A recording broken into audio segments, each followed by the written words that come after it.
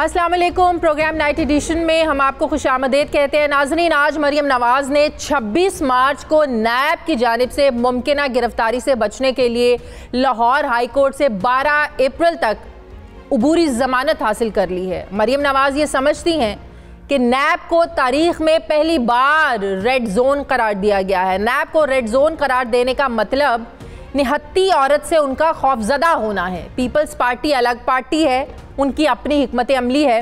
अब बिलावल भुट्टो की गुफ्तगू सुनने के बाद मरियम नवाज़ का जो मौक़िफ़ है ये खोखला महसूस होता है, क्योंकि बिलावल भुट्टो ये कहते हैं कि मेरी रगों में सेलेक्ट होने वाला खून नहीं है। लाहौर का एक सियासी ख़ानदान सेलेक्ट होता रहा है। फैसले पर वो नज़रसानी करे जिनका मौक़िफ़ गलत साबित हुआ है। लॉन्ग मार्च से 10 दिन पहले इस्तीफ़ों की शर्त का आइडिया किसका था? किसने कहा था कि इस्तीफ़ों को लॉन्ग मार्च के साथ नथी करें? अब शेख रशीद अहमद ये समझते हैं कि नून लीग हुकूमत को नहीं बल्कि पीपल्स पार्टी को ताकत का मुजाहरा दिखाना चाहती है। मरियम नवाज़ ने तो हिफाजती ज़मानत करा ली है, लेकिन लोगों को कह रही हैं कि अदालत आओ। अब नाजरीन, तमाम इख्तलाफात के बावजूद पीपल्स पार्टी तो मरियम नवाज़ की नैब पेशी के मौके पर एहतजाजी रैली में शरीक तो होगी, लेकिन सवाल तो अपनी जगह पर मौजूद है कि जो इख्तलाफात शुरू हुए दोनों पार्टियों के दरमियान इस्तीफ़ों और लॉन्ग मार्च को लेकर, क्या ये इख्तलाफात ख़त्म हो जाएंगे?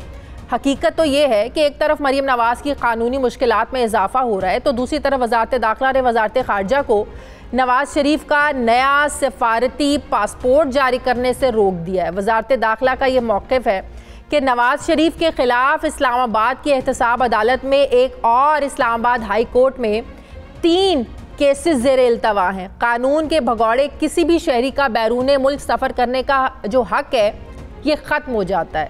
नवाज़ शरीफ वतन वापसी के लिए इमरजेंसी ट्रैवल डॉक्यूमेंट की दरख्वास्त दे सकते हैं। हकीकत ये है कि हुकूमत के ख़िलाफ़ PDM की क़यादत को सियासी महाज के साथ साथ अब कानूनी महाज पर भी शिकस्त का सामना करना पड़ रहा है। आज इस्लामाबाद हाई कोर्ट ने चेयरमैन सेनेट के ख़िलाफ़ यूसुफ रज़ा गिलानी की दरख्वास्त नाकाबिल समाअत करार दी है। इस्लामाबाद हाई कोर्ट ने अपने फ़ैसले में कहा है कि अदालत तवक्को रखती है कि पार्लियामेंट की बालादस्ती को यकीनी बनाया जाएगा। पार्लियामेंट के जो मसाइल हैं ये पार्लियामेंट के अंदर ही हल किए जाएंगे। आर्टिकल 69 के तहत, आर्टिकल 69 के तहत अदालत इस मामले में मदाखलत नहीं कर सकती। चेयरमैन का इलेक्शन सेनेट का अंदरूनी मामला ही है। इलेक्शन का सारा अमल हाई कोर्ट के दायरे इख्तियार से बाहर है। जबकि दौरान समाअत अदालत ने अपने रिमार्क्स में यह भी कहा कि अगर यूसुफ रज़ा गिलानी के पास अक्सरियत है तो वो सादिक संजरानी को हटा सकते हैं, उनको हटा दें। एक तरफ इस्लामाबाद हाई कोर्ट ने चेयरमैन सेनेट के इलेक्शन के खिलाफ दरख्वास्त नाकाबिल समाअत करार दी है, तो दूसरी तरफ आज सुप्रीम कोर्ट ने कौमी असम्बली के हल्का N ने 75 डस्का के ज़िमनी इंतखाबात से मुताल्लिक केस की समाअत की। दौरान समाअत जस्टिस उमर अता बंदयाल ने रिमार्क्स दिए कि N 75 में 2 हैवी वेट्स की लड़ाई है, दोनों अना के साथ लड़ रहे हैं। लड़ाई बड़ों की है, भुगत अवाम रहे हैं। अवाम को हैवी वेट्स के रहमो करम पर नहीं छोड़ सकते। इस सारी सिचुएशन पर मैं बात करूंगी। मुझे ज्वाइन कर रहे हैं सीनियर सहाफ़ी तज्ज़ियाकार सुहेल वड़ाइद साहब। सुहेल साहब, लाख मरियम नवाज़ बिलावल से इख्तलाफात की तरदीद करें, लेकिन हकीकत ये है कि मरियम नवाज़ ने जिसको मुतबादिल की तरफ इशारा किया वो पाकिस्तान पीपल्स पार्टी ही थी। नून लीग ये समझती है कि पीपल्स पार्टी अकेले कुछ नहीं कर सकती। बिलावल भुट्टो ने जिस तरफ इशारा किया कि पंजाब का एक ख़ानदान सेलेक्ट होता आया है, वो भी इशारा नून लीग की तरफ था। फिर पीपल्स पार्टी के लोग टीवी पर आकर ये कह रहे हैं कि हम ऐसी खुफिया मुलाकातें नहीं करते हैं जैसे DG ISPR को प्रेस कॉन्फ्रेंसेस में आके बताना पड़े। इख्तलाफात इस नहज पर पहुंच चुके हैं कि आपको लगता है कि वापसी उसी तरीके से हो सकती है? ऐसी PDM जिसने एक बार तो आप भी समझते हैं कि हुकूमत को टफ टाइम दिया था, हुकूमत परेशान थी कि अगर जत्था आके इस्लामाबाद बैठ गया तो पता नहीं कितनी मुश्किलात हो जाएंगी। आप समझते हैं कि ये तितर बितर हो चुकी है और अब हुकूमत को कोई खतरा नहीं था, है जो था वो भी टल गया है? ये बहुत हद तक आपकी बात दुरुस्त है कि जो खतरा था हुकूमत का उससे उसको रिलीफ मिला है। हाँ। लेकिन इसका ये मतलब नहीं कि ये बिल्कुल तितर बितर हो गए हैं और अब इकट्ठे नहीं बैठेंगे। इनकी बड़ी पुरानी हिस्ट्री है, ये कई दफ़ा इकट्ठे हुए हैं, कई दफ़ा इनमें इख्तलाफात होते हैं। जब तक इमरान खान मौजूद है मेरा ख्याल है कि ये चाहे एक डोरी से बंधे रहे, एक कच्चे धागे से बंधे रहे, फिर भी किसी न किसी तरह ये इत्तेहाद को कायम रखेंगे। ये अपने इख्तलाफात भी कायम रखेंगे और साथ भी चलते रहेंगे। इख्तलाफात हो या सुलह हो, इसमें अवाम के मफाद का अंसर आपको कहीं नजर आता है? क्या इनके इख्तलाफात अवाम के इश्यूज पर है, या अगर इनकी सुलह होती है क्या वो अवाम के इश्यूज पर होती है, अवाम के इश्यूज पर इकट्ठे होते हैं? ये एक गैर फितरी इत्तेहाद था और अपने अपने मफादात के लिए नहीं था क्या सोहेल वड़ाइच साहब? नहीं, देखें, ये कहना कि कौन सा फितरी इत्तेहाद है कौन सा गैर फितरी बड़ा मुश्किल है। पहली तो बात है कि उस वक्त तो सारे ही ये मान रहे थे कि यही अपोजिशन इत्तेहाद है। हाँ। और यही फितरी इत्तेहाद है। अब अगर इख्तलाफ हुआ है तो इसको गैर फितरी कैसे कह सकते हैं? असल बात तो ये है कि हर पार्टी 9 पार्टियों का अपना अपना मौक़िफ़ है और 9 पार्टियां अपनी अपने मौक़िफ़ पर में बाज़ पर इख्तलाफ करती हैं, बाज़ पर इत्तफाक करती हैं। तो बुनियादी तो बात यह है कि इस्तीफ़ों के मामले में पीपल्स पार्टी पहले दिन से ये हक महफूज रखती थी कि इस्तीफ़े नहीं देंगे। उन्होंने आज से 1985 में इस्तीफ़ों के मामले पर इख्तलाफ किया था और आज तक वो करते आ रहे हैं। उन्होंने कभी इस्तीफ़े नहीं दिए, इस्तीफ़े की धमकी दे देते हैं लेकिन इस पर अमल नहीं करते और उनका यकीन है कि हमें पार्लिमानी सियासत से आउट नहीं होना। तो इसलिए वो पार्लिमानी सियासत को तो नहीं छोड़ेंगे, आखिरी दिन छोड़ेंगे जिस दिन उन्हें यकीन होगा कि कल अगर हम पार्लिमान छोड़ेंगे तो परसों इलेक्शन होंगे, तो उस वक्त वो छोड़ेंगे। अदरवाइज वो आखिरी ऑप्शन के तौर पर उसको इस्तेमाल करेंगे। तो मेरा ख्याल है नून का ये मुतालबा ही गैर फितरी था या नाजायज था कि जिसमें वो उनसे ये तवक्को कर रहे थे कि लॉन्ग मार्च के साथ ही वो इस्तीफे दे दें। उन्होंने इस्तीफे देने ही नहीं थे, वो इस्तीफे देंगे ही उस दिन जिस दिन इलेक्शन बिल्कुल सर पे होगा। तो फिर 4 अप्रैल तक जो पीपल्स पार्टी ने टाइम मांगा है कि 4 अप्रैल तक जो है ना जो उनका सीईसी का इजलास है उसमें हम फैसला करेंगे, तो फिर वो क्या मकसद है? जब उनकी एक सोच है, उनका एक तरीक़ाकार है, वो सिस्टम में रहना चाहते हैं, वो इस तरीके से सिस्टम को लात नहीं मारना चाहते हैं। ज़ाहिर है वो स्टेक होल्डर हैं, सिंध में उनकी हुकूमत है, वो नहीं छोड़ना चाहते हैं। तो फिर 4 तारीख तक टाइम गेन करने का मतलब क्या है? मेरा ख्याल है बात टालने के लिए, बात को ठंडा करने के लिए, उस वक्त तक मामलात को समझाने के लिए ये वक्त लिया गया है। मेरा ख्याल है 4 अप्रैल को भी वो रिज़ाइन देने के लिए फ़ौरन तैयार नहीं होंगे, उसके लिए अभी उन्हें बड़ा वक्त चाहिए। उसके लिए अभी तक ना वो सिंध हुकूमत रैप अप करने का फैसला किया उन्होंने, ना पार्लियामेंट से इस्तीफे देने का फैसला किया है। अभी उन्हें बहुत वक्त चाहिए। वो चाहते हैं कि पहले दूसरी ऑप्शंस आजमाई जाएं, नो कॉन्फिडेंस, लॉन्ग मार्च, फिर उसके बाद कहीं जाकर इस ऑप्शन पर आया जाए। वो इसे आखिरी ऑप्शन समझते हैं। तो नो कॉन्फिडेंस में आपको लगता है कि नंबर्स पूरे कर सकते हैं? नून लीग ने तो 12 कहा, बड़ी अगर आपकी ख्वाहिश है तो आप नंबर्स पूरे करके दिखाएं। फिर नून लीग ये भी समझती है कि जहां नंबर पूरे होते हैं तो बास कुछ ऐसी कुव्वतें होती हैं जिनका साथ आपके लिए ज़रूरी होता है, जिनकी थपकी ज़रूरी होती है। नंबर्स पूरे होने के बावजूद भी आप बहुत बार हार जाते हैं। तो आपको लगता है कि अदम एतमाद की तहरीक भी अगर ये लाना चाहें तो कामयाब हो सकती है पीडीएम? देखें, वो तो अगर लॉन्ग मार्च भी कामयाब नहीं हो सकता अगर वो कुव्वतें साथ ना हो, इलेक्शन भी नहीं हो सकता अगर वो कुव्वतें साथ ना हो, वो कुव्वतें साथ ना हो तो कुछ भी नहीं हो सकता, जलसे भी नहीं हो सकते।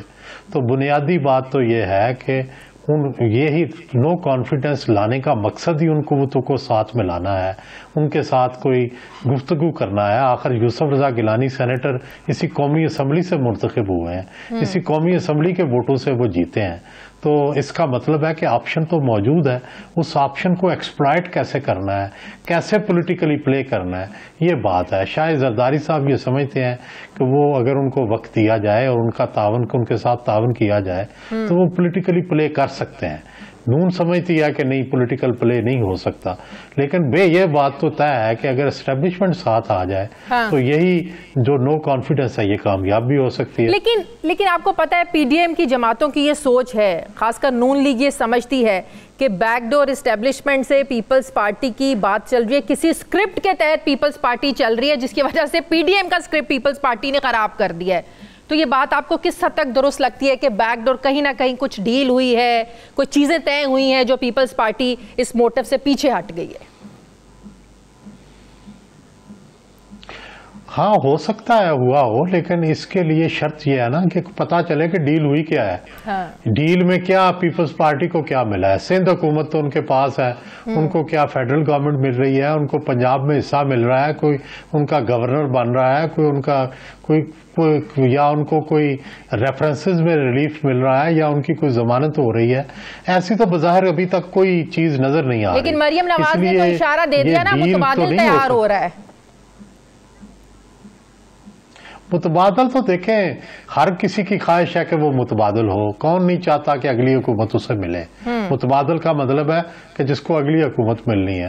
मरियम साहबा भी चाहती हैं कि वो मुतबादल बन जाए, और बिलावल साहब चाहते हैं वो भी मुतबादल बन जाए।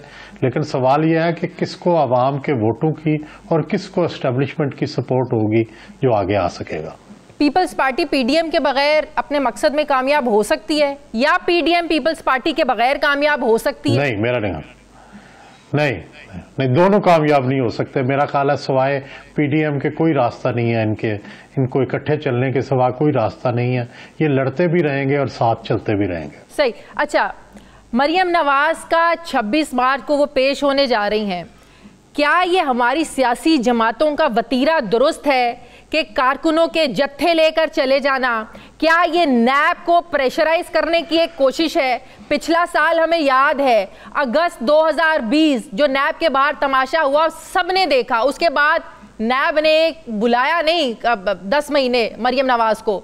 तो आपको लगता है कि ये टैक्टिस है साइकोलॉजिकली प्रेशराइज करने का नैब को, कि दोबारा ऐसी कोई एपिसोड होती है फिर 6 महीने के लिए रिलीफ मिल जाएगा, फिर नैब नहीं बुलाएगा?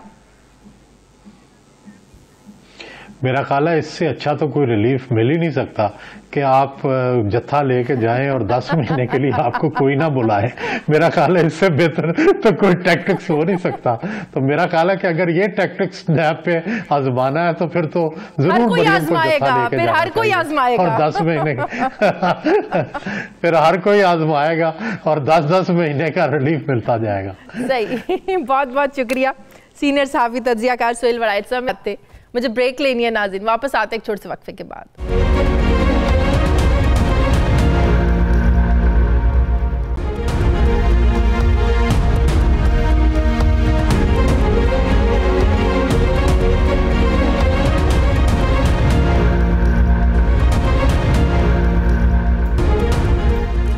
ब्रेक के बाद एक बार फिर से आपको खुशामदीद कहते हैं। पाकिस्तान पीपल्स पार्टी के सीनियर रहनुमा कमर ज़मान कायरा साहब मुझे ज्वाइन कर रहे हैं। अस्सलाम वालेकुम, बहुत बहुत शुक्रिया कायरा साहब। कायरा साहब, क्या ये बात दुरुस्त है कि 26 मार्च को पाकिस्तान पीपल्स पार्टी के जो कारकुनान हैं वो आपकी क़यादत में मरियम नवाज से इज़हार यकजहती के लिए नैब के दफ्तर जा रहे हैं? जी जा रहा है, जी बिल्कुल जा रहा है, सही है सर। क्या ये एक सिंबॉलिकली साथ है, इजहार यकजहती है? क्योंकि जो इख्तलाफात हैं वो आज भी बरकरार हैं, जो पीडीएम में फूट है, इख्तलाफात हैं वो आज भी बरकरार हैं। और आपको पता है इस्तीफे और लॉन्ग मार्च का जो मसला है, अब तो बातें हो रही हैं कि पीडीएम टूट गई है, पीडीएम को संभालने वाला कोई नहीं है, हर कोई आपस में गुत्थम गुत्ता है। तो सर क्या ये सिंबॉलिकली साथ है या सिर्फ इख्तलाफात भी ख़त्म हो जाएंगे? देखिए, ये क्या कहते हैं, ख्वाहिशें तो लोगों की आसमान तक जा सकती है, उसके ऊपर तो कदगने नहीं है। लेकिन हमारा आपस में दूरी हुई थी, हमने वक्त लिया है कि हम सी से बात करेंगे। उसके बाद तल्ख बातें हुई जिससे ये तासर गया, और वो नहीं होनी चाहिए थी। अनफॉर्चुनेटली वो हुई, ना होती तो बहुत अच्छा होता। लेकिन ये तासर के जी पीडीएम टूट गई है, पीडीएम अब चल नहीं सकती, ऐसा बिल्कुल कुछ नहीं था। ये कोई अचंभे की बात नहीं थी, आपस में तसादम तो नहीं, लेकिन आपस में मुतजाद आरा का हो जाना कोई ऐसा अचंभे वाला काम नहीं था। बट सवाल ये है कि इस वक्त हम वहां पे सिंबॉलिकली का क्या मतलब हुआ? जब हम जा रहे हैं, कारकुन जा रहे हैं, तो हम आज नहीं जा रहे, हम इससे पहले भी ये समझते हैं और कहते हैं और हमेशा कहते रहे हैं कि ये नैब सिर्फ अपोजिशन के रहनुमाओं को गिरफ्तार करती है। और अब जब पीडीएम की तहरीक जो है वो मोमेंटम पकड़ रही है, तो उसकी क़यादत के खिलाफ कभी मौलाना फजलुर रहमान साहब, कभी जरदारी साहब, कभी अब मरियम बीबी को बुला लिया गया है। कायरा साहब, आप बिल्कुल सही बात कर रहे हैं, लेकिन इतने महीनों के साथ के बाद, एक स्टेज पर तकरीरें करने के बाद, इन इख्तलाफात पर जो आप कह रहे थे जो तल कलामी हुई नहीं होनी चाहिए थी, उसके बाद बिलावल साहब का ये कहना एक ख़ानदान लाहौर में सेलेक्ट होता है, हम सेलेक्टेड नहीं हैं, फिर आपके लोग टीवी चैनल्स पर आकर ये कहें कि हम जो है ना वो इस्टेब्लिशमेंट से इस तरह मुलाकातें नहीं करते हैं कि DG ISPR को आकर प्रेस कॉन्फ्रेंस में बताना पड़े। तो सर इस तरह के इख्तलाफात को जब सामने लेकर आएंगे तो सर बातें तो होंगी ना कि इख्तलाफात बढ़ गए हैं, लड़ाई बढ़ गई है। मैंने गुजारिश की कि ये बातें नहीं होनी चाहिए थी। मैंने पहले दिन कहा जब आप टेलीविजन के जरिए, मीडिया के जरिए एक दूसरे को मैसेजिंग शुरू कर देते हैं तो फिर ये तलखी बढ़ जाती है, इस तरह की बदमज़गी बन जाती है। ये बातें जो हुई ये भी तो किसी ट्वीट के किसी सवाल के जवाब में हुई ना। अगर ये कहा जाए कि सिलेक्टेड को इस बात की फिक्र होनी चाहिए कि कोई और सिलेक्टेड तैयार हो रहा है तो सर ये बातें मीडिया ने तो नहीं की। सर ये मरियम ने बातें की, बहुत सारी बातें होती हैं। सिलेक्टेड खानदान की बातें मीडिया ने तो नहीं की, बिलावल ने की। सर देखिए तो जवाब तो मीडिया का सवाल था, उसमें जवाब आ गया। नहीं उधर से ना होता तो जवाब भी ना आता। तो इनिशिएट हमने तो नहीं किया, लेकिन जो हुआ अच्छा नहीं हुआ। इसके अलावा आपने फरमाया कि वहां पे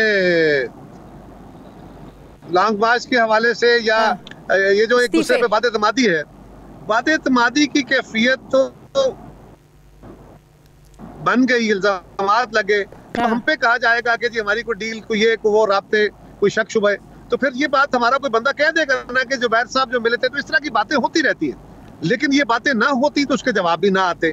तो मेरा ख्याल है जो हुआ अब मजीद बातें करके उसको हम आगे लेकिन सर ये बात तो दुरुस्त है ना कि पीपल्स पार्टी का एक मौक़िफ़ रहा है, बात नहीं करनी कि तलखी का बायस बने। सर पीपल्स पार्टी का एक ये तो मौक़िफ़ रहा है ना कि सिस्टम के अंदर रहकर ही लड़ना है। इस्तीफे देने के आप हामी नहीं रहे। आप लोगों ने ये बात की कि इस्तीफ़ों का जो ऑप्शन है ये बिल्कुल आखिरी और हतमी ऑप्शन होगा। तो सवाल मेरा ये है कि जो इतने महीनों में इस्तीफ़ों का फैसला आप लोग मतलब कि यही था ना कि नहीं देने, तो जो टाइम गेन किया गया है 4 अप्रैल तक, इसमें कोई फैसला बदल लेंगे, तब्दील कर लेंगे फैसला जो इतने महीनों में नहीं हो सका, PDM कायल नहीं कर सकी कि क्यों इस्तीफ़ों और लॉन्ग मार्च का इकट्ठा होना ज़रूरी है? देखिए गुजारिश ये है कि वो है कि हम अदम एतमाद की तहरीक लाएं, उसके ऊपर बैठ के बात करें और वो तहरीक लानी चाहिए। उसके बाद अगर वो नहीं कायरा साहब, तहरीक अदम एतमाद पर भी तो नून लीग का मौक़िफ़ रहा है ना कि पीपल्स पार्टी के पास अगर वाकई नंबर्स हैं तो आप लोग नंबर्स शो करें। साथ वो ये कहते हैं कि नंबर्स पूरे हों भी तो एक तीसरी कुव्वत होती है, अगर वो चाहे तो कामयाब हो जाता है और नाकाम हो जाता है।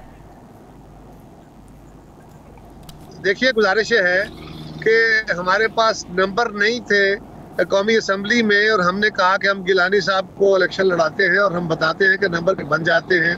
हमारा ये यकीन है कि हुकूमत से लोग बहुत सारे तंग हैं, MNAs, MPAs, उनके ग्रुप्स मौजूद हैं जो उनका हुकूमत से जान छुड़ाना चाहते हैं और वो किसी सारे की तलाश में है। पंजाब के अंदर तो फासला बड़ा थोड़ा है, यहाँ तो 25-30 लोग टूटे हुए हैं वाज़े तौर पे, और अगर हम कोशिश करें तो वो उनको यकीन हो जाए कि हम लाना चाहते हैं तहरीक, तो बिल्कुल हमारे साथ होंगे। तो नंबर कोई पहले तो नहीं बना के सर ये नून लीग को बताए ना, उनको कायल करे ना, नून लीग कायल नहीं है सर। बहुत बहुत शुक्रिया। अब कुछ सिग्नल्स का भी मसला है। बहुत बहुत शुक्रिया। पाकिस्तान पीपल्स पार्टी के सीनियर रहनुमा कमर जमान कायरा साहब मेरे साथ थे। नाज़रीन मुझे प्रोग्राम में एक ब्रेक लेनी है, वापस आते हैं छोटे से वक्त के बाद।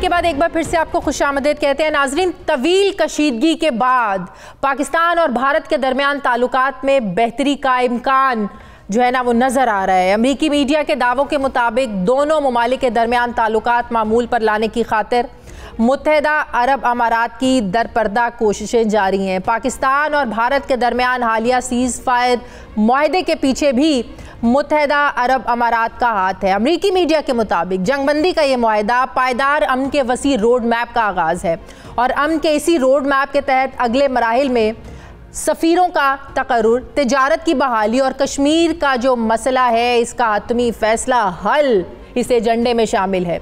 और अमरीकी मीडिया के बकौल दोनों ममालिक शंघाई ताउन तंजीम के तहत इंसदाद दहशतगर्दी की मशकों में भी हिस्सा लेंगे। अमरीका भी अफगानिस्तान में दोनों ममालिक की महाजराई को ख़त्म कराने के लिए कोशा है। अब एक तरफ अमरीकी मीडिया दोनों ममालिक के दरमियान ताल्लुकात की बेहतरी की नवीद सुना रहा है, तो दूसरी तरफ गुज़श्ता चंद रोज़ के दौरान पाक भारत ताल्लुकात में ड्रामाई हम तब्दीलियां भी देख रहे हैं। इस्लामाबाद में मुनाकिदा सिक्योरिटी डायलॉग की तकरीब से खिताब में वज़ीर आज़म इमरान खान ने कहा था कि खित्ते में अमन के लिए भारत को पहला कदम उठाना पड़ेगा। 5 अगस्त 2019 के इक़दाम के बाद जब तक वो पहला कदम नहीं लेते तो हम बदकिस्मती से आगे नहीं बढ़ सकते। भारत को अक़वाम मुत्तहिदा की करारदादों के मुताबिक कश्मीरियों को हक़ खुद इरादियत देने का वादा पूरा करना चाहिए। फिर हमने देखा सिक्योरिटी डायलॉग की तकरीब से खिताब करते हुए chief of army staff general Bajwa का ये कहना था कि वक्त आ गया है कि माजी को दफन करके मुस्तकबिल की जानिब बढ़ें। हमारे हमसाये को मसला कश्मीर हल करना होगा। गैर हलशुदा तनाज़ात गुर्बत बढ़ा रहे हैं। मुस्तहकम पाक भारत ताल्लुकात मशरक़ी और मगरबी एशिया को करीब ला सकते हैं। अब नाजरीन, एक तरफ मुल्क की आला क़यादत भारत से पहला कदम उठाने का मुतालबा कर रही है, तो दूसरी तरफ भारतीय वज़ीर आज़म नरेंद्र मोदी ने पहले वज़ीर आज़म इमरान खान के कोरोना वायरस का शिकार होने पर उनकी सेहतयाबी के लिए नेक तमन्नाओं का इजहार किया। फिर यौम पाकिस्तान के मौके पर भारतीय वज़ीर आज़म और सदर की जानिब से अपने हम मनसब को खतूत लिखकर पाकिस्तानी अवाम को मुबारकबाद दी गई। अपने ख़त में भारतीय वज़ीर आज़म ने कहा कि पड़ोसी मुल्क के तौर पर भारत पाकिस्तानी अवाम से खुशगवार ताल्लुकात का ख्वाहिशमंद है, जिसके लिए एतमाद पर मबनी दहशतगर्दी और दुश्मनी से पाक माहौल ज़रूरी है। भारतीय वज़ीर आज़म ने कोरोना वबा से निपटने के लिए वज़ीर आज़म इमरान खान और पाकिस्तानी अवाम के लिए नेक ख्वाहिशात का इजहार किया और वायरस को इंसानियत के लिए मुश्किल वक्त करार दिया। अब नाजरीन, एक ऐसे वक्त में जब दोनों ममालिक के दरमियान बर्फ़ पिघल रही है, तो दूसरी तरफ आबी तनाज़ात के हल के लिए नई दिल्ली में पाक भारत सिंध ताज कमिश्नरों के मुज़ाकरात हुए, जो हम सब जानते हैं पिछले 3 साल से मुअत्तल थे। अब ज़मीनी हक़ाइक़ हमें बताते हैं कि माजी में भी दोनों ममालिक के दरमियान ताल्लुकात को बेहतर करने की कोशिश की गई। नवाज शरीफ के दूसरे दौरे हुकूमत में न सिर्फ उस वक्त के भारतीय वज़ीर आज़म अटल बिहारी वाजपेयी लाहौर आए, बल्कि दोनों ममालिक के दरमियान दोस्ती बस सर्विस का आगाज़ भी हुआ। फिर उसके बाद हमने देखा जनरल मुशर्रफ के दौरे हुकूमत में पाक भारत ताल्लुकात में बेहतरी के लिए मुज़ाकरात की कोशिशें भी की गईं। परवेज़ मुशर्रफ ने भारत का दौरा भी किया, मगर हर मरतबा कारगिल, कभी मुंबई हमले, पठानकोट और पुलवामा जैसे वाक़यात ने इन मुज़ाकरात को जंग के माहौल में तब्दील किया। वज़ीर आज़म इमरान खान की जानिब से करतारपुर राहदारी को खोलने के बावजूद मोदी के जंगी जुनून ने पाकिस्तान की अमन की ख्वाहिश को पूरा नहीं होने दिया। अब सवाल ये है कि क्या दोनों ममालिक के दरमियान सिफारती और तिजारती ताल्लुकात की बहाली से मसला कश्मीर हल हो सकता है? क्या सवाल ये भी है कि भारत क्या 5 अगस्त के इक़दामात को वापस लेने के लिए तैयार होगा या नहीं? बात करूंगी इसी पर। मुझे ज्वाइन करें दिफाई तज्ज़ियाकार जनरल रिटायर्ड एजाज अवान साहब। अस्सलाम वालेकुम, बहुत बहुत शुक्रिया जनरल साहब आपका। जनरल साहब, अमरीकी मीडिया का ये दावा कि पसे पर्दा कोशिशें हो रही हैं, मुत्तहिदा अरब अमारात की कोशिशें हैं, बैकडोर कोशिशें जारी हैं कि पाकिस्तान और भारत के दरमियान जो एक टेंशन है, जो बिल्कुल एक जंग का माहौल पैदा हो जाता है मुख्तलिफ वाक़यात के बाद, जो मैंने अपने इंट्रो में भी हवाला दिया, उसको ख़त्म करने की, उस टेंशन को ख़त्म करने की कोशिश की जा रही है। लेकिन सवाल बुनियादी एक ही है सर, वो ये कि क्या भारत 5 अगस्त के इक़दामात जो किए कश्मीर में वो वापस लेने को तैयार होगा? क्या उसके बगैर हम बात को आगे बढ़ाएंगे? Thank you Shazia. देखिए, अमेरिका हिंदुस्तान के लिए बहुत कुछ चाहेगा, क्योंकि वो हिंदुस्तान को एक रिलीफ प्रोवाइड करना चाहते हैं। उन्होंने हिंदुस्तान को क्वाड में और इंडो पैसिफिक जो उनका स्ट्रेटजी है उसमें चाइना के खिलाफ इस्तेमाल करना है। लिहाजा वो चाहेंगे कि हिंदुस्तान के लिए कुछ रिलीफ ढूंढा जाए, और हिंदुस्तान भी ये चाहता है कि जिस तरीके से उसके गिर्द एक घेरा तंग हो रहा है, पहले उसके अपने मुल्क में जो हालात हैं ह्यूमन राइट्स की वायलेशन के एतबार से, और फिर उसके जो नेबरिंग कंट्रीज हैं उनमें जिस तरीके से चाइना इनग्रेस कर गया है, चिटागांग हार्बर में, श्रीलंका में, पाकिस्तान में, जिबूटी में और म्यांमार में, इसी तरह नेपाल में जिस तरीके से चाइना को एक्सेस हुई है, तो वो इसके गिर्द घेरा बहुत तंग हो गया और उसको एक घुटन महसूस हो रही है। और मुल्क के अंदर के हालात बहुत ख़राब हैं माइनॉरिटीज़ और ह्यूमन राइट्स वायलेशन की वजह से। अब वो एक तरफ इन मसाइल में घिरा हुआ है, दूसरी तरफ उसको अमेरिका इस्तेमाल करना चाहता है, तो उसको कोई रास्ता वो ढूंढ के देना चाहते हैं। ये जो हमारे साथ हमारे अरब ममालिक दोस्ती के जो अभी बात हो रही है, अरब एमिरेट्स का रोल हो या सऊदी अरेबिया का, मेरी जाती राय में ये एक प्रेशर टैक्टिक्स के तौर पे इन दो ममालिक को अमेरिका इस्तेमाल कर रहा है, क्योंकि हमारे 2.8 मिलियन तकरीबन 28 लाख लोग इन ममालिक में रिस्क कमाने के लिए वहां पे जॉब करते हैं। अगर ये और वहां पे कोई डेमोक्रेसी तो है नहीं, उनके कोई राइट्स तो है नहीं, उनको शहरियत तो मिली नहीं है, तो ये दोनों ममालिक में जब ये चाहें उनको उठा के पाकिस्तान में वापस फेंक दें तो एक इकोनॉमिक क्राइसिस क्रिएट हो सकता है। तो आपको लग रहा है कि ये पाकिस्तान को ब्लैकमेल करने की साजिश है, कोशिश हो रही है, और दूसरा जो अमेरिका है उसकी चाइना के खिलाफ जो पॉलिसीज है उसमें कामयाबी के लिए भारत को इस खित्ते में मजबूत करना चाहते हैं, उसके लिए रास्ते बनाए जा रहे हैं? मैं बिल्कुल, देखें, एक तरफ वो अफगान डायलॉग में हिंदुस्तान को टेबल पे ले आया है, हिंदुस्तान को अमेरिका टेबल पे ले आया है। जहां हम चाहते थे, हम समझते थे कि हिंदुस्तान का वहां इससे पहले कोई रोल था ही नहीं, न वो इस डायलॉग में शरीक था। अब उन्होंने वहां उसको इस्तेमाल कर लिया है, बिठा दिया है उस टेबल के ऊपर। और दूसरी बात देखने वाली ये है, ये कौन सा हिंदुस्तान है? 5 अगस्त की आपने बात की, क्या उसने कश्मीर के मुसलमानों को कोई रिलीफ दी है? वहां से कर्फ्यू नहीं उठाया, उनका स्टेटस छीन लिया, उनकी तकरीबन 85,000 शहादतें हो चुकी हैं, 12,000 के करीब औरतें रेप हो चुकी हैं, 800 बच्चों की बीनाई से वो पैलेट गन से महरूम हो चुके हैं। क्या कश्मीरियों ने भी कोई रिलीफ महसूस किया है? तो जब तक एक प्रिंसिपल इशू के ऊपर हिंदुस्तान अपना स्टेप बैक नहीं करता, जब तक वो 5 अगस्त के स्टेटस को वापस बहाल नहीं करता, उस वक्त तक कोई प्रोग्रेस नहीं हो सकती। ये हम लोग, मुझे समझ नहीं आ रही कि 2 पैगामात की वजह से हम इतने जज्बाती क्यों हो रहे हैं। ये तो सफारती ताल्लुकात में वो चंद अल्फाज हैं जो ट्रेडिशनली रस्मी तौर पे अदा किए जाते हैं। जब कोई हेड ऑफ स्टेट बीमार हो उसका हाल पूछ लेना, या नेशनल डे के ऊपर एक तहनीयती मैसेज भेज देने का मतलब हरगिज ये नहीं है कि कोई बहुत बड़ी आइस ब्रेकिंग हो गई है इन ताल्लुकात में।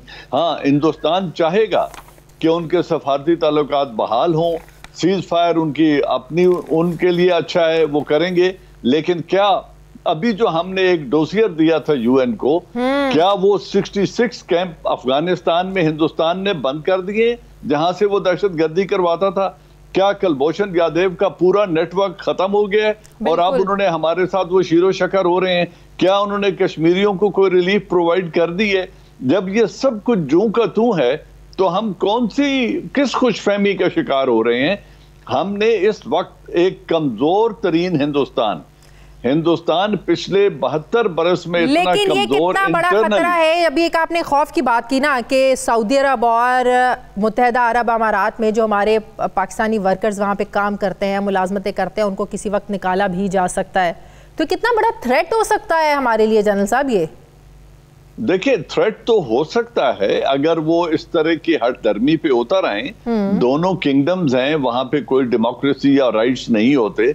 अगर वो ये उस एक्सट्रीम पे चले जाएं ये फैसला करने के लिए, क्योंकि हमने एक झलक अभी पिछले दिनों देखी थी जब इजराइल को न मानने का, उनको रिकॉग्नाइज न करने का हमने इंडिया दिया था, तो जो $3 बिलियन हमें सऊदी अरेबिया ने दिए हुए थे वो फौरन वापस मांग लिए गए। जो हमें डेफर्ड पेमेंट पे ऑयल मिल रहा था उसकी सप्लाई भी गालबन रुक चुकी है, अब हम खरीद रहे हैं। तो अगर ये सब कुछ तो फिर हमारे पास क्या ऑप्शन है? फिर हमारे पास ऑप्शन ये हैं कि हम अपने प्रिंसिपल पोजीशन से पीछे न हटें। जंग इन मसाइल का हल, चाहे पैसे रुक जाए, चाहे तेल रुक जाए, चाहे हमारे वर्कर्स को वापस भेज दिया जाए, हमें अपनी प्रिंसिपल पोजीशन को नहीं छोड़ना। क्या तेल के लिए और ऑप्शंस एक्सप्लोर की जा सकती है ना, कि अगर हमें ईरान से सस्ता तेल मिल सकता है तो फिर वहां से खरीद लें। सही। तो मकसद ये है कि अमेरिका को ये बावर करा दिया जाए बड़े दो टोक अल्फाज में कि जब तक कश्मीर का बुनियादी इशू जो पूरे रीजन को एक खतरे की लपेट में लिए हुए है, जब तक वो नहीं होगा। और मैं एक और रास्ता बताता हूं प्राइम मिनिस्टर ऑफ पाकिस्तान को कि ये मामला उठाकर ले जाएं पार्लियामेंट में और उनके सामने हकाइक रखें और पार्लियामेंट की राय ले लें, सेनेट की राय ले लें। और अगर वहां से भी अवाम और कंफ्यूजन हो तो नेशनल रेफरेंडम करा के कौम की राय ले लें। अगर सब लोग मुत्तफिक हैं कि ये फैसला कर ले तो फिर कर ले, किसी एक आदमी की जिद या लेकिन अभी तक तो फॉरेन ऑफिस ने इस चीज पर बात ही नहीं करी है ना, जो अमेरिकी मीडिया दावा कर रहा है, ये बात करे, इस पर तो किसी ने बात ही नहीं करी कि वाकई ऐसी कोई बात है, ना तरदीद करी है, ना आवाम को एतमाद में ले रहे हैं, ना बता रहे हैं। अगर बात ये अमेरिकी मीडिया गलत कर रहा है तब भी बताएं, सही कर रहा है तब भी बताएं। देखिए खामोशी जो है ना वही अब हम क्रिएट कर रही है ना एकदम। मैं तो ये सिर्फ देखता हूँ एज ए एनालिस्ट कि अभी से सिर्फ 2 माह पहले की बात है, हमने ये बात की थी कि हिंदुस्तान पाकिस्तान के अंदर दहशतगर्दी करवा रहा है। हाँ। हमने ये भी बात की थी कि 66 कैंप हैं और वो डोसियर भी हमने दिए थे जहां हिंदुस्तान की शवाहिद हमारे पास थे कि वो बलूचिस्तान में दहशतगर्दी करवा रहा है। फिर हमारे पास ये भी शवाहिद था कि तकरीबन इस साल भी 1500 से ज्यादा सीज फायर वायलेशन कर चुका है हिंदुस्तान। और जो यूरोपियन यूनियन ने जो डिसइंफो लैब के जो सामने हकायक लाए थे, फिर अर्नब गोस्वामी के जो चैट सामने आई थी, ठीक है, उन तमाम से तो हिंदुस्तान के इरादों में कोई तब्दीली नजर नहीं आती थी। आज अचानक इतना अच्छा हिंदुस्तान कैसे हो गया है, तो इसको हमें बड़े ठंडे दिमाग से देख के एनालाइज करना चाहिए और ये देखना चाहिए कि हिंदुस्तान क्यों इस तरह से कह रहा है, या हमारे ऊपर अगर कोई प्रेशर है तो उसको पार्लियामेंट में शेयर करें। सही, बहुत बहुत शुक्रिया दिफाई तज्जियाकार रिटायर्ड एजाज अवान साहब मेरे साथ थे। मुझे प्रोग्राम में एक ब्रेक लेनी है नाज़रीन, वापस आते हैं छोटे से वक्फे के बाद।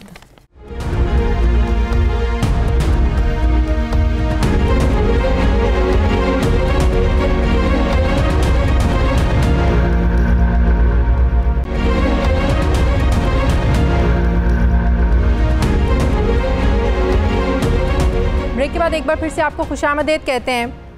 नाजरीन, मुल्क में कोरोना वायरस की जो तीसरी लहर है बहुत ख़तरनाक इसके असरात हैं। NCOC के मुताबिक 24 घंटों में मुल्क भर में 3,301 नए केसेस रिपोर्ट हुए हैं। ये 24 घंटों की मैं बात कर रही हूँ। 30 मरीज़ जाम बहक हो चुके हैं, जिसके साथ ही कोरोना की वजह से जाम बहक मरीज़ों की जो तादाद है ये 13,965 हो गई है। आज NCOC के इजलास के बाद मीडिया से बात करते हुए वफाकी वज़ीर तालीम शफकत महमूद ने कहा कि जिन शहरों में कोरोना का फैलाव ज़्यादा है वहाँ जो तालीमी इदारे हैं ये 11 अप्रैल तक बंद रखे जाएंगे, जबकि 9वीं ता 12वीं के जो इम्तहानात है ये शेड्यूल के मुताबिक मई के आखिर में होंगे। वफाकी वज़ीर तालीम ने कहा कि डेटा से ये मालूम हुआ है कि सिंध, बलूचिस्तान और गिलगित बल्तिस्तान में वबा का जो फैलाव है ये मुल्क के दीगर जो इलाके हैं उनके मुकाबले में कम है। जहां मुल्क में वैक्सीन लगाने का अमल जारी है, वहीं पर मुआविन खुसूसी बराए सेहत डॉक्टर फैसल सुल्तान के मुताबिक चीन से साइनोफार्म वैक्सीन की 10 लाख जबकि किन साइनों के 60,000 जो है ना वैक्सीन ख़रीदी जा रही हैं। जबकि मीडिया रिपोर्ट्स के मुताबिक जो प्राइवेट कंपनीज़ हैं, प्राइवेट कंपनी है AGP लिमिटेड, ये चीन की तैयार करदा कोरोना वैक्सीन को मुल्क में दरामद करके इसे नेशनल इंस्टीट्यूट ऑफ हेल्थ में वाक़े फिलिंग प्लांट में पैक करेगी, जिससे वैक्सीन की जो कीमत है ये 30% तक कम हो जाएगी। ड्रैप की जानिब से जो इम्पोर्ट शुदा कोरोना वैक्सीन है अब इसकी कीमतों का तयन करना बाकी है, इस पर बड़ी बहस हो रही है।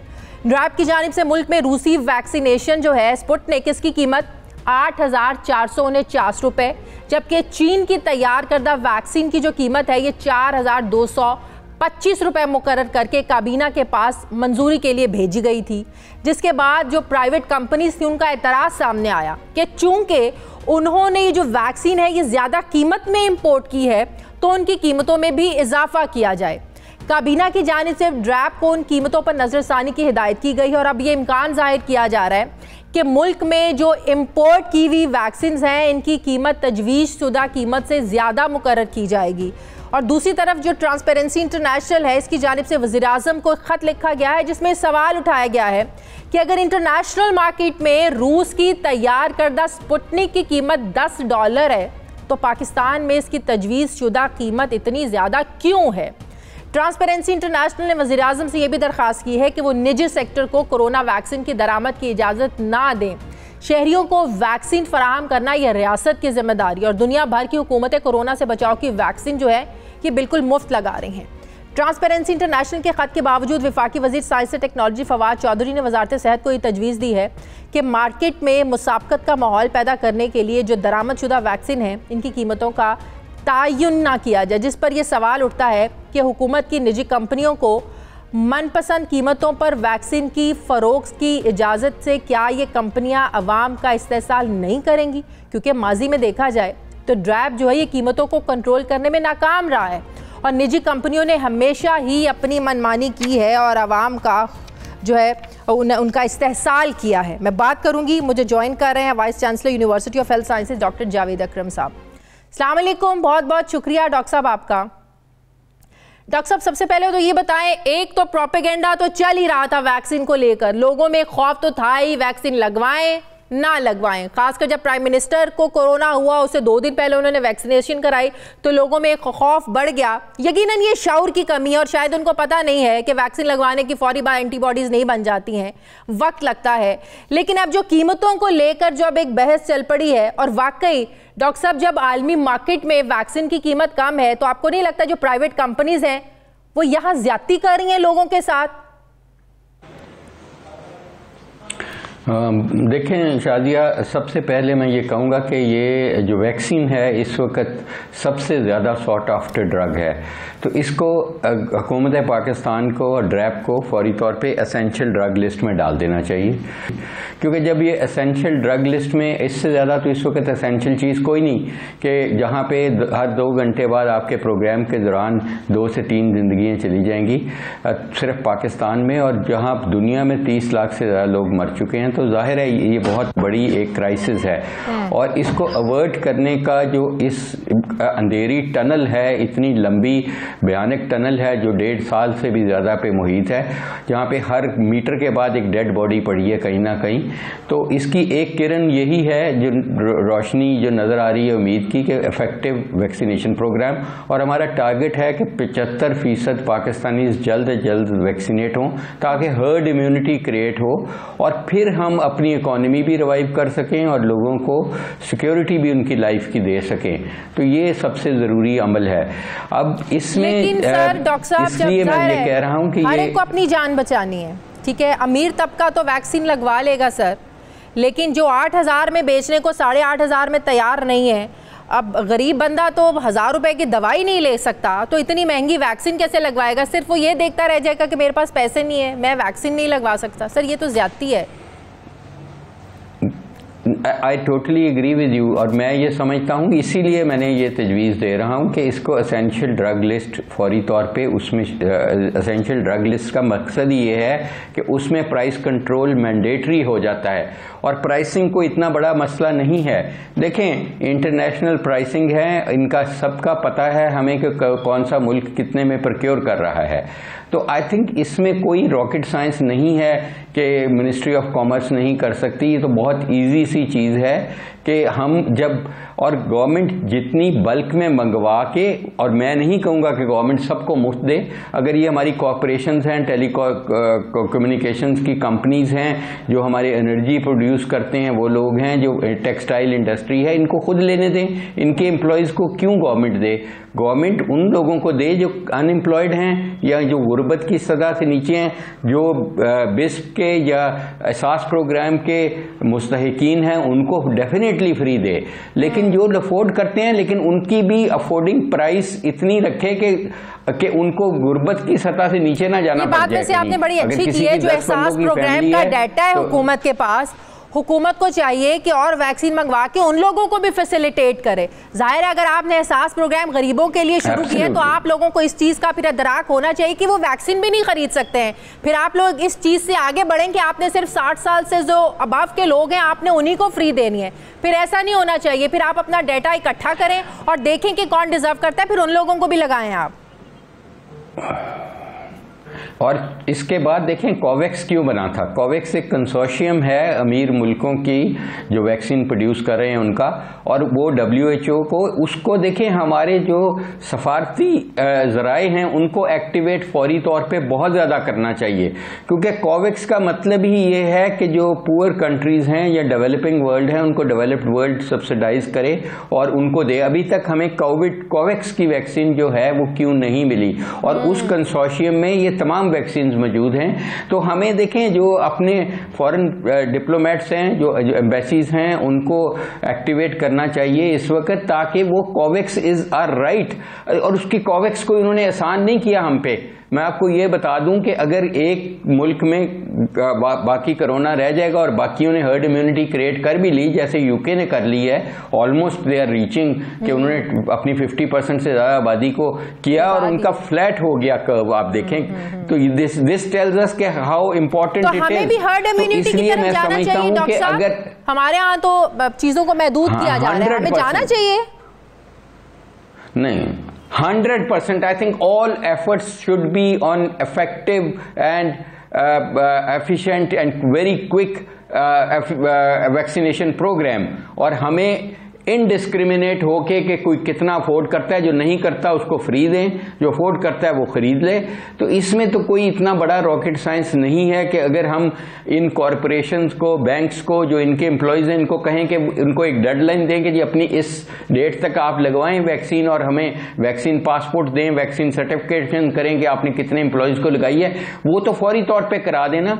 बाकी कोवैक्स को करें कि जो फॉरेन ऑफिस है हमारा, वो हर बहुत उसको इफेक्टिव होना चाहिए इसमें रोल, क्योंकि कोवैक्स ने कमिट किया हुआ है हमारे जैसे मुल्कों को कि वो प्रोवाइड करेंगे वैक्सीन, और वो जल्द से जल्द होनी चाहिए। बहुत बहुत शुक्रिया डॉक्टर जावेद साहब मेरे साथ थे। नाज़रीन, हमारे प्रोग्राम का वक्त खत्म हो गया है। फीडबैक जरूर दीजिएगा, अपना ख्याल रखिएगा। मुझे इजाजत दीजिए, अल्लाह हाफिज।